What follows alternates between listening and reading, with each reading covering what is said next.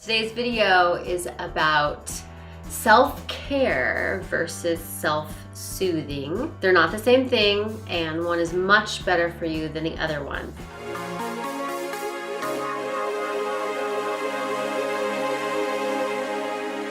I'm Stacy Rocklein, and it is my mission to help people get love flowing in their lives, to help them remove the blocks that are keeping it from coming to them, keeping it from flowing out of them, keeping them from experiencing it in their relationships, and especially keeping them from experiencing self-love. So important. So let's get into self-care versus self-soothing.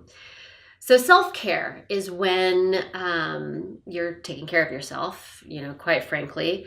Often we become aware that we've got some kind of pain or injury, and that can be a physical pain or injury, that can be a mental or emotional or a spiritual pain or injury, and suddenly something feels off, and we begin to think, you know what, I probably need to take care of myself a little bit here, and then hopefully we do. But sometimes we experience those same pains and injuries, and we think, oh, I need to take care of myself. But instead of picking self-care, which is going to help with the pain, we pick self-soothing. And self-soothing, as I'm going to define it for this purpose and to distinguish between these two things, is something that makes us feel better in some way, but actually does not help us heal. So that can be something that just is pleasurable and it comforts us.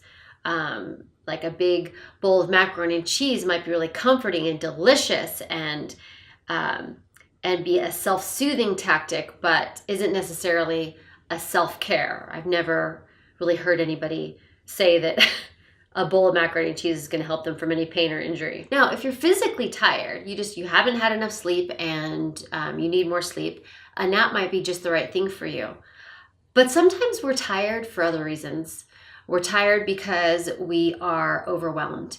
We're tired because we're emotionally or mentally or spiritually just really like we've had enough and we can't take anymore. And a nap isn't necessarily going to make us feel better.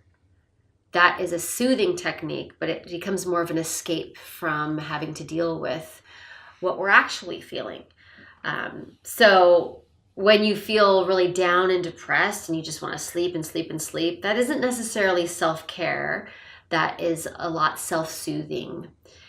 And I'm not getting judgy on self-soothing. Go ahead and pick it. We just have to recognize when we pick self-soothing, we're not going to be healing. We're not picking self-care. Now, sometimes it gets a little bit confusing, right? So let's say like I have a knee injury and my knee really hurts. But I always go to the gym no matter what, right? Because that just mentally makes me, this isn't actually me, but people, this mentally makes me feel better.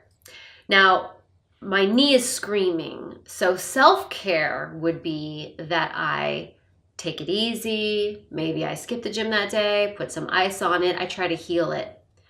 Self-soothing is, I always feel better mentally when I go to the gym. I'm just going to push through it. I like to check that off my list. That's going to make me feel better. But that isn't going to help my injury. Okay, that's not self-care. That's self-soothing. So they're very different. As different as they are because of the result that they have, it can be very tricky to figure out where you're falling. Is it self-care? Is it self-soothing?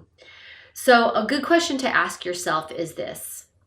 After I do this thing, because I am trying to treat this pain, am I going to feel better? Or am I going to feel the same? Or am I going to feel worse? If what you're about to do is going to make you feel better in regards to that pain that you're feeling, then that's self-care. If it's going to make you feel the same or worse, then that's self-soothing. And sometimes we pick it, sometimes we just want that pleasure. That glass of wine sounds good when you're feeling like, you're overwhelmed or you want to escape, or that TV show, or yes, macaroni and cheese does make me feel better for a moment, right? But beyond that, when you finish doing that activity or that thing or whatever it is, it wasn't self-care, so it doesn't actually help with the pain that you feel. But we have to be really careful if we really have an interest in working on self-care, because we will rationalize. Me too, everybody. We're all guilty of rationalizing something as caring for ourselves when really we're just indulging in something that makes us feel good and that isn't going to help us in the long run. So kind of a tricky thing to work with, but if you are asking yourself that question, how is that going to make me feel after I do it? You should be able to begin to see that line, however faint, between self-care and self-soothing, and make the choice that is best for you in the long run. All right, thank you for watching, and best of luck to you in your self-care endeavors. If you enjoyed this, please like. Your comments are always appreciated. And if you know of somebody who has this struggle between self-care and self-soothing, please feel free to share with them. They might be able to benefit from this message too. So you could be the one to deliver it to them. Thank you, and until next time, bye.